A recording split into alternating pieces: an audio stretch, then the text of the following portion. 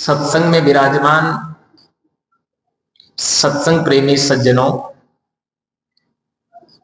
श्रद्धा मूर्ति देवियों और प्यारे बच्चों, आज हम सब लोग यहाँ भगवान देव नारायण के मंदिर पे सत्संग करने के लिए आकर के एकत्रित हुए हैं। और सत्संग आप लोग काफी देर से सुन भी रहे थे। बस सत्संग को हम एकाग्रता से श्रवण करें। सत्संग में कुछ बातें समझ में आती है, कुछ बातें नहीं भी आती है, और जो बातें समझ में नहीं आती है तो आप संतों से मिलकर के उनसे उस बात को समझने की कोशिश भी करें।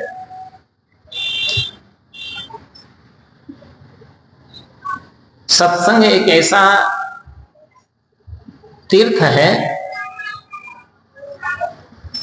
जहां पर जाने से, जहां पर बैठने से, जहां पर डुबकी लगाने से मनुष्य का तन भी पवित्र होता है, मन भी पवित्र होता है, वाणी भी पवित्र होती है और कर्म भी पवित्र होते हैं। और जिस व्यक्ति का तन पवित्र हो जाए, मन पवित्र हो जाए, वाणी पवित्र हो जाए और कर्म भी जो उजले करने लगे, तो उसकी हर क्रिया, हर कर्म उसकी पूजा बन जाता है। इसलिए जीवन में याद रखिए कि हम जिस शरीर को पाए हैं, इस शरीर का हमें एक एक क्षण का बहुत सही तरीके से उपयोग करना है। तन को पवित्र कैसे होता है, वो सत्संग में बैठेंगे तो आपका तन पवित्र होगा, आपके अंदर में सेवा की भावना जगेगी। शरीर की पवित्रता के बारे में तुलसी जी ने भी बहुत अच्छी बात कही है कि मनुष्य का सिर सबसे ऊपर होता है और सिर की पवित्रता कब होती है? जब हम संत गुरुजन के पास में जाएं, संतों के पास में जाएं और बैठें। इतने ही मात्र से नहीं होती है। आप संतों के पास जाकर के और अपने मस्तक को, अपने सिर को झुकाएं उनके चरणों में। जिन्होंने अपने सिर को संत गुरुजनों के चरणों में नहीं झुकाया, तो तुलसी जी मानस में लिखते हैं वो सिर सिर नहीं है, वो तो कड़वी तुम्बी है। ते सिर कटि तूमर समतूला और जैन नमत हरि गुरुपद मूला।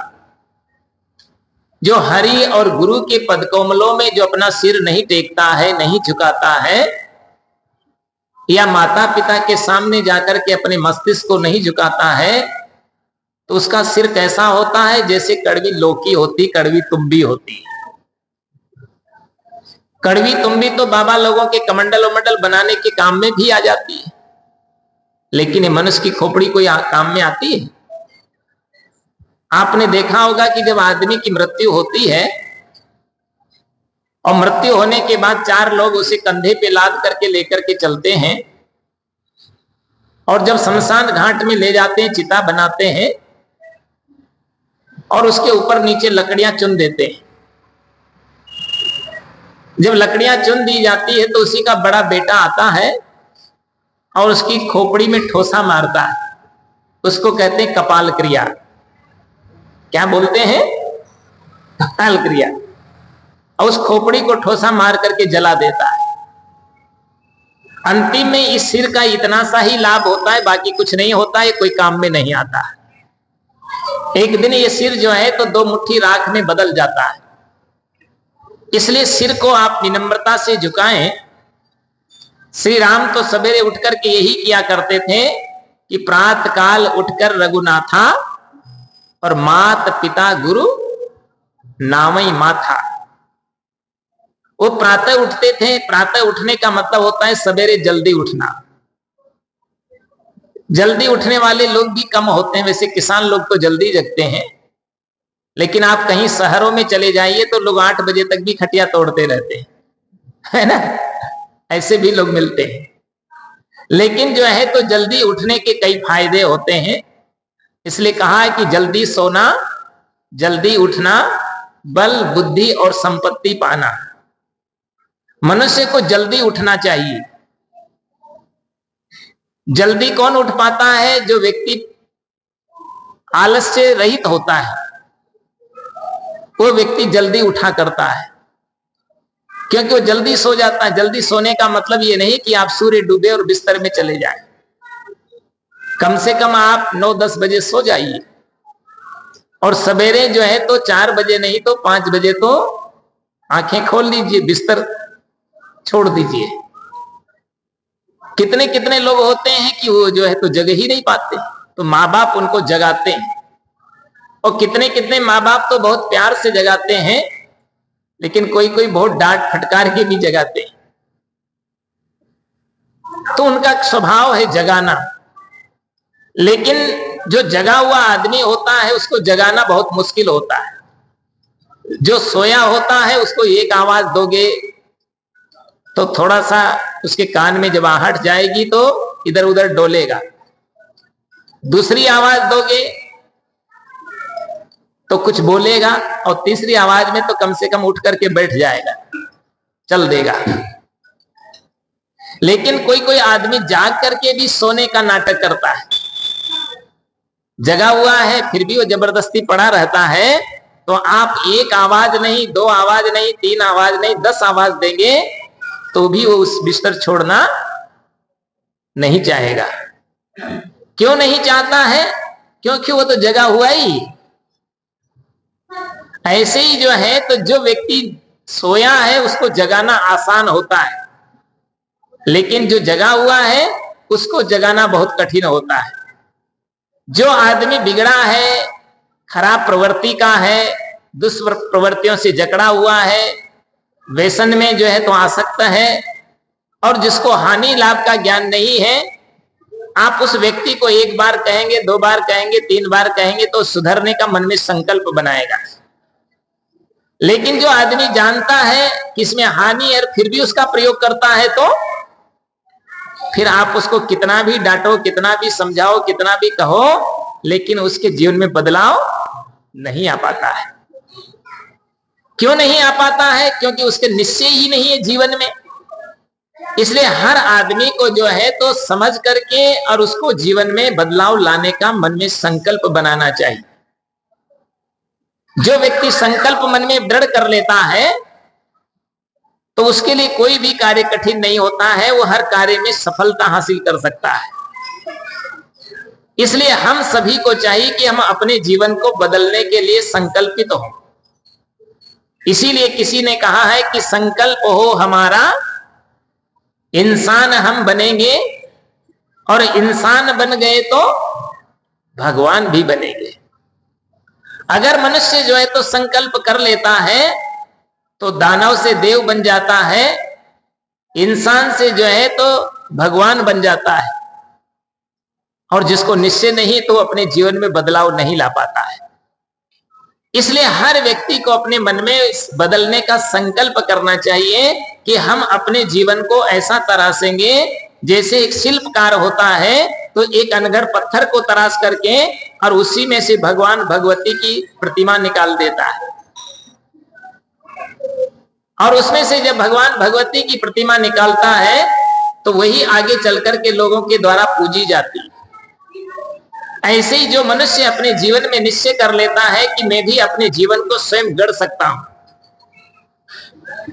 मैं अहमदाबाद में था तो एक मंदिर में गया था।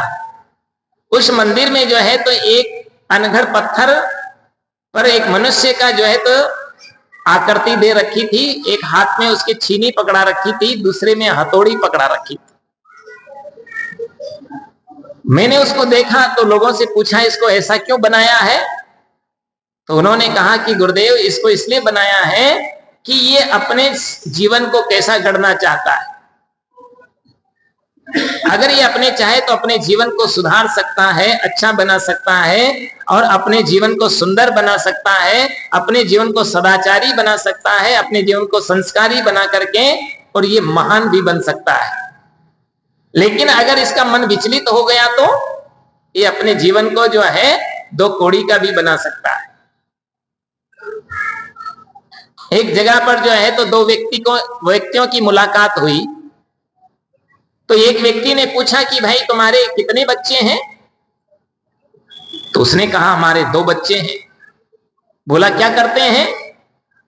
बोला एक बच्चा तो ऐसा है जो इंजीनियर है और दूसरा बच्चा जो है तो डॉक्टर है। तो उसने भी उनसे पूछा कि तुम्हारे कितने बच्चे हैं? उसने कहा हमारे 8 बच्चे हैं। कितने? 8 बच्चे हैं। तो बोला तुम्हारे बच्चे क्या करते हैं? कि 4 तो सेंट्रल जेल में बंद हैं और 4 फरार चल रहे हैं। अब बताइए इतने बच्चे पैदा करने से फायदा क्या हुआ? बच्चे तो बना दिए, बच्चों को जन्म भी दे दिए, लेकिन बच्चों को सही सीख और सही संस्कार नहीं दे पाए, सही तरीके से उनको गढ़ न पाए। और गढ़ नहीं पाने का परिणाम क्या हुआ कि उनकी स्थिति ये हो गई कि उनको सेंट्रल जेल की हवा खाने का नंबर आ गया। जिंदगी में बच्चा 1 हो, 2 हो, 3 हो, ये तो आपकी इच्छा की बात है, लेकिन उन बच्चों का जीवन भी आप अच्छा गढ़ने का कार्य करें, उनको भी अच्छी सीख दें, उनको भी अच्छा शिक्षित करें, उनको भी अच्छा विकसित करें और उसके साथ साथ उनको अच्छा संस्कारवान बनाएं। लेकिन संस्कारवान बच्चे कब बन पाते हैं? कि आप पहले स्वयं संस्कारवान बन जाएं। आप भी अपने जीवन को अच्छी तरह से सुधारें। कितने कितने लोगों को मैंने देखा है, लोग घर में रहते हैं और इतनी भद्दी भद्दी गालियां देते रहते हैं,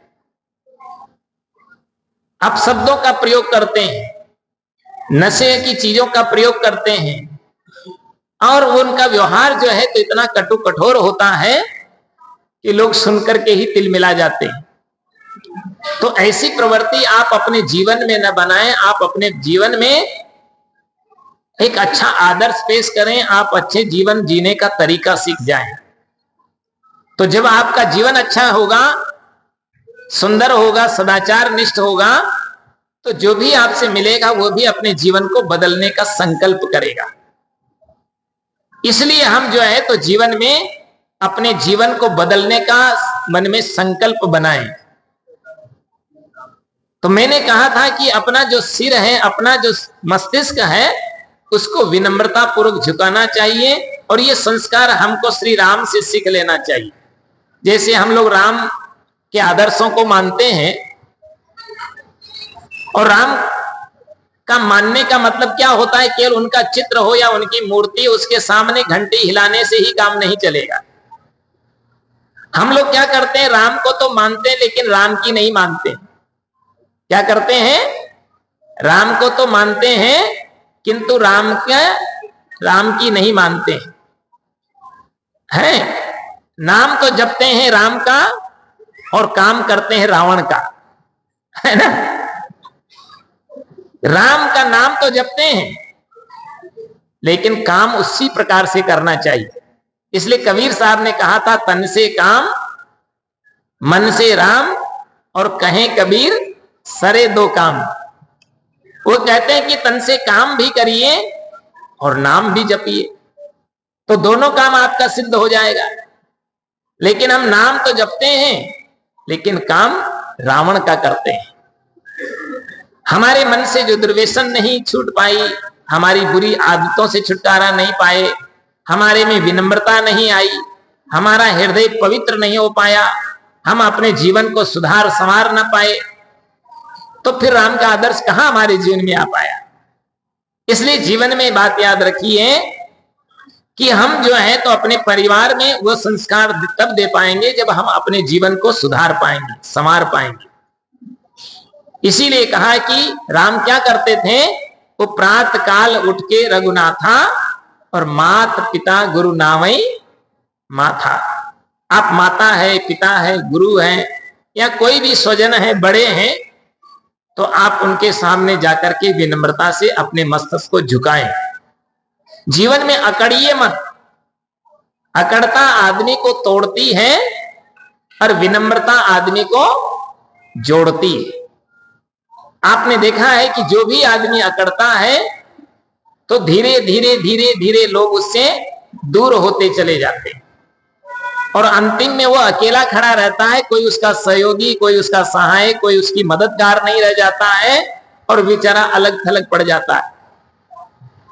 इसलिए जीवन में अकड़ता नहीं लाना है, हमारे जीवन में विनम्रता आनी चाहिए, कोमलता आनी चाहिए, स्वभाव में भी सरलता आनी चाहिए।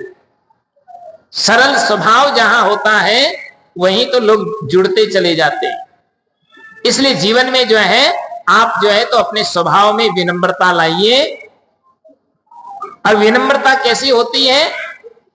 कहते हैं कि जिस प्रकार से कबीर साहब ने कहा, जैसे गोली गुम्बज की नीच परी डहराए, तैसे हृदय मूर्ख का शब्द नहीं ठहराए।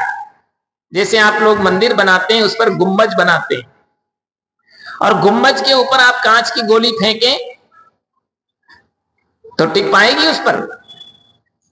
वो उस पर टिक नहीं पाती।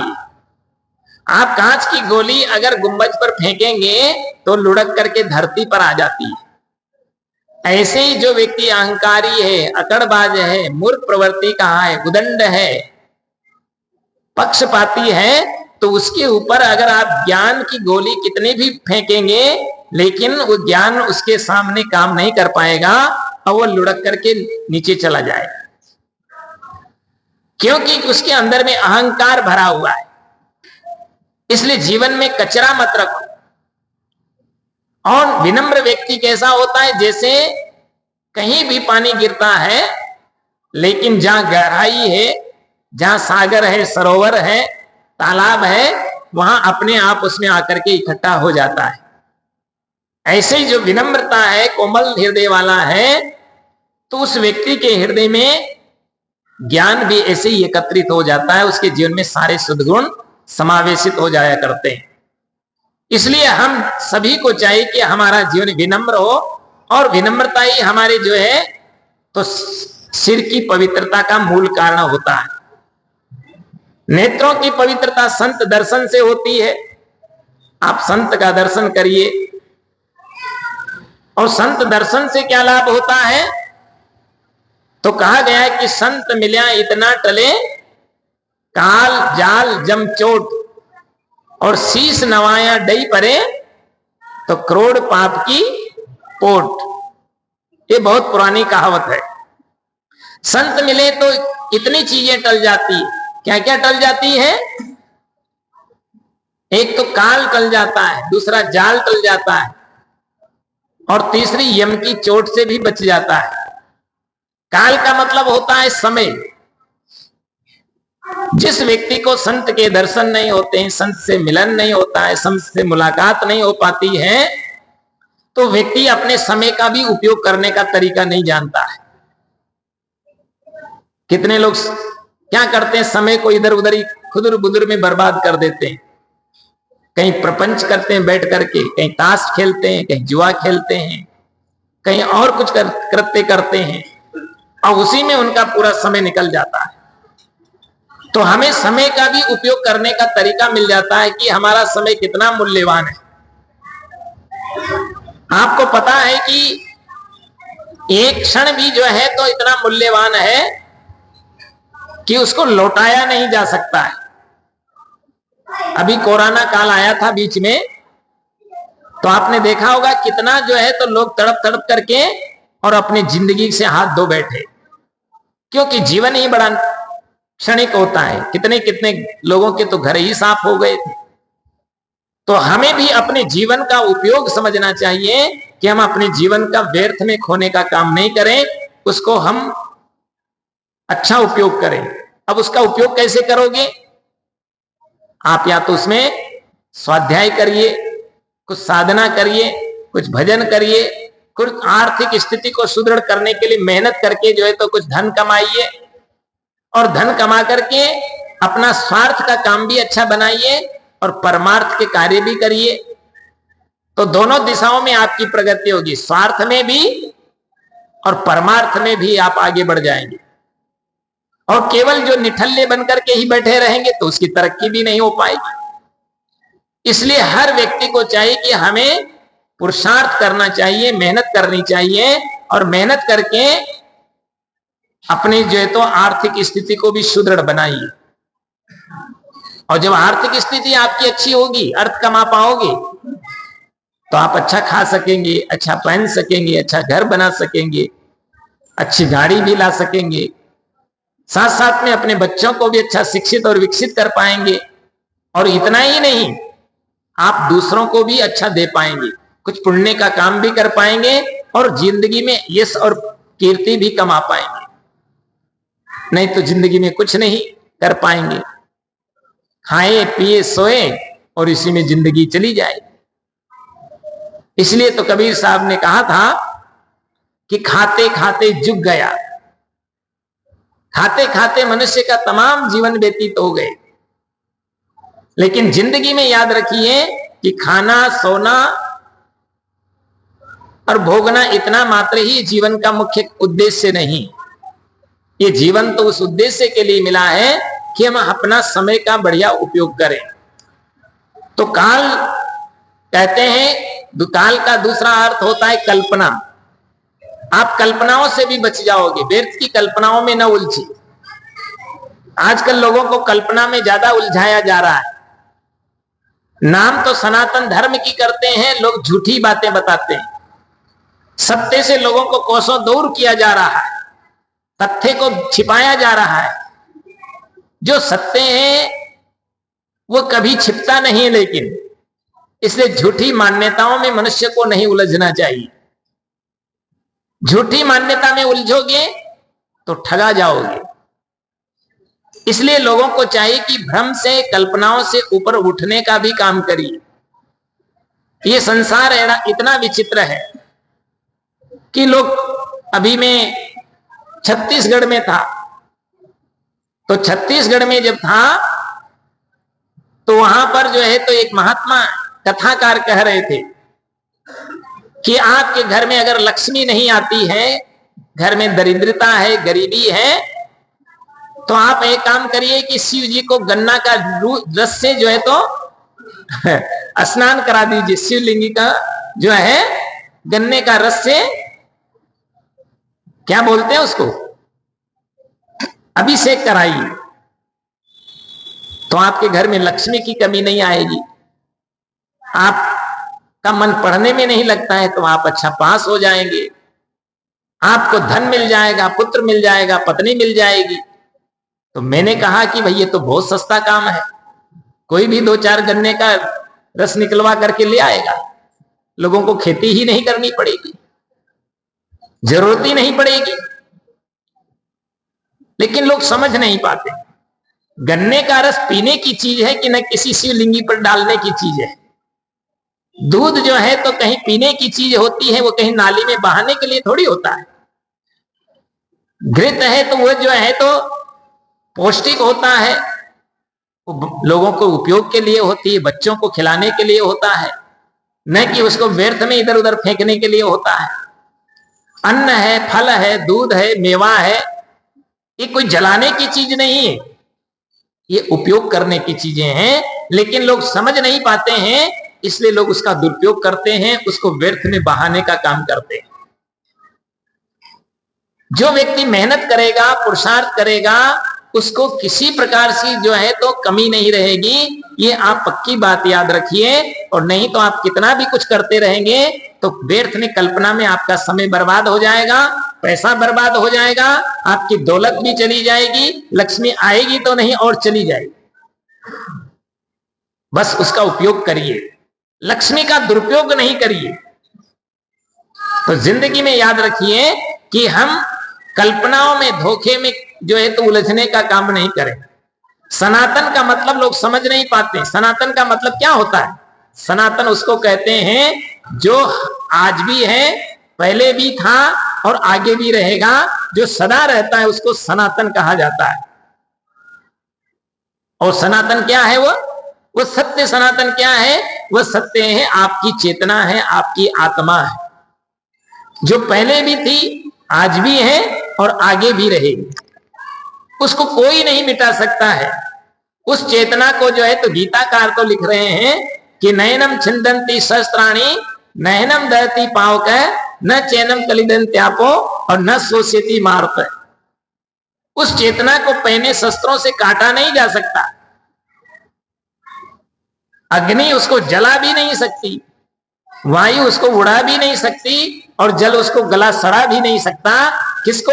उस सत्य को, उस तथ्य को, उस चेतना को। क्यों? वो कैसी है? न जायते न म्रियते कदाचिन्नाय भूत्वा भविता वा न भूये अजो नित्य यम पुराणो न हन्यते हन्य माने शरीरे। उसका कभी जन्म ही नहीं हुआ, क्योंकि जिसका जन्म होता है वो वस्तु सत्य नहीं होती। ये अच्छी तरह से आप लोग समझ जाइए। जो बनता है वो बिगड़ जाता है, जो चुना जाता है वो ढह जाता है, जिसका मिलन होता है उसका संयोग होता है, उसका वियोग होता है, जिसका मिलन होता है उसका बिछड़न होता है, और जो जन्मेगा वो मर जाता है, वो हमेशा रहने वाला नहीं। क्यों? क्योंकि वो बना है इसलिए बिगड़ जाता है। ये प्रकृति का नियम है। तो दुनिया की सारी चीजें बनती है। आपका मकान बना है, दुकान बनी है, फैक्ट्री बनी है, गाड़ी घोड़े बने हैं, या हम सबकी बॉडी, ये शरीर बना हुआ है, तो ये शरीर भी बिगड़ जाएगा।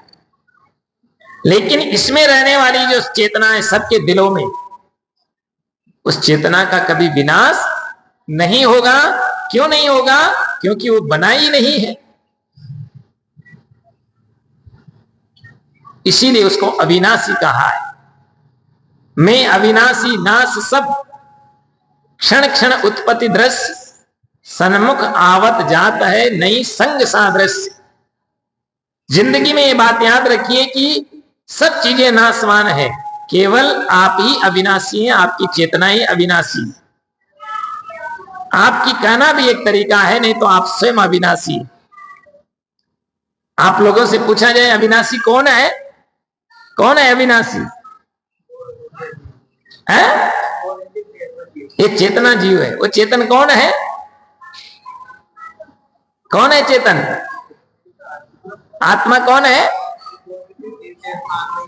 अरे वो आप खुद हो, है ना? बोलो हम ही हैं, है ना? जिस व्यक्ति को ये ज्ञान हो गया, ये भान हो गया, फिर उसको कोई डर नहीं, कोई भय नहीं रहता। ये हमेशा याद रखिए कि आप जो है नाशमान जो वस्तु है सो तो ठहरे नाय। जो नाशमान चीजें हैं वो कभी ठहरने वाली नहीं है, वो ठहरेगी नहीं, वो तो बिगड़ जाएगी। इसलिए याद रखिए कि आप सत्य हैं और सनातन हैं, और जो सत्य का आचरण करता है, सत्य ही बोलता है, सत्य ही जीता है और सत्य ही व्यवहार करता है, वो सच्चा सनातनी है।